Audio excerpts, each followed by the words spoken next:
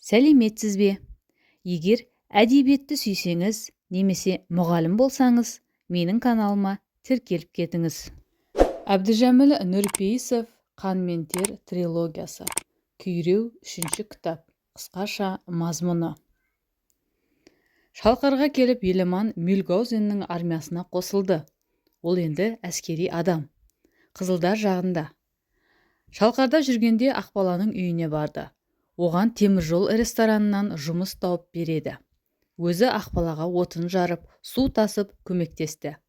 Еламан Ақбаланың қасында ұзақ жүрді. Бұлай берсе, соңы неге апарып соғатынын екеуі де білді. Еламан Ақбалаға көмектесіп тұрды. Жұмысшы әйелдер бәрін сезетін.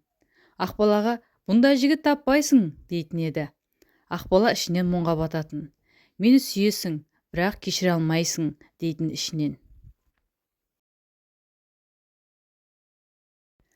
Ақбала Еламанды түсінетін. Өзінің оған жасаған қиянатын өзі де кешіре алмайтын. Еламан ақтармен болған соғысқа белсене қатысты. Оны елден жылға келуге жұмсайды. Елге келген Еламан жылқы жияды. Ақбаладай сұлу болмаса да, жөні түзу, жақсы әйелге үйленгісі келеді. Кенжекей деген жесір балалар бар әйелге үйленеді. Кенжекей Еламан қаламаса да, баяғы Ақбаламен отасқан үйде тұруға Еламанды көндіреді.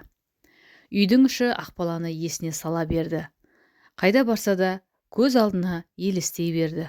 Сыртқа шықса да, оның сұлбасы көз алдында тұра қалды. Енді Ақбаланы ұмыта алмасын түсінді. Өзін Кенжекейдің алдында кінәлі сезінді. Алайда Кенжекеймен жақсы қарым-қатынаста болды. Кенжекей Еламанның өз баласы Әшімге жақсы қарады. Кенжекей балаға қамқор, жайлы әйел болды. Сол кездері уақытша үкімет кедейлердің жағында болса, ақтар байларды жақтады. Қазақ байлары ақтарға жағынып малын берді. Үйір-үйір жылқысын аямады. Тәңірберген де жылқыларын ақтарға сыйға бермек болғанда қызылдардың қолына түсті. Еламан Тәңірберген болып киініп, ақтарға барып, барлау жасап қайтады. Ақтар мен қызылдар арасында соғыс үдей түседі.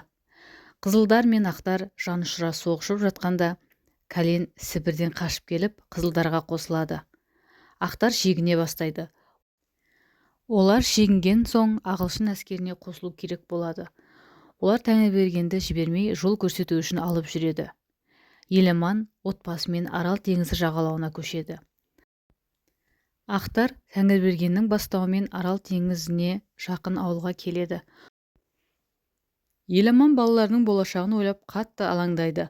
Таң атысымен үйге Тәңірберген мен Федоров келеді. Еламанды танып, оны өлтірмек болғанда қызылдар келіп қалады. Ақтар қашуға мәжбүр болады. Ақтар қызылдардан қашып келеді. Шілденің қақ ортасы. Құдықты Тәңірберген ғана білуші еді. 3 күн жүріп құдық таппады. Өйткені Кәлен қызылдардың тапсырмасымен жігіттермен бірге олар жүретін жердегі құдықтарды көміп тастаған болатын.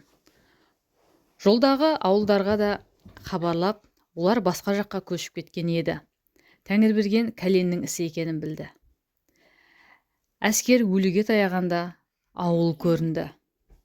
Бұл Тәңірберген ауылы. Кәлен ауылды алдап, осында көшіріп әкелген екен.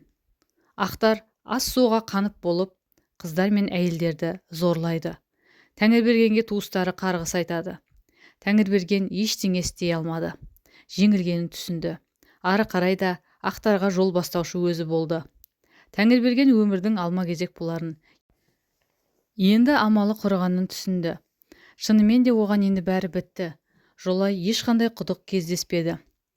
Ұйықтап жатқанда аттарын біреулері алып кетіпті. Кәлен, иә сол.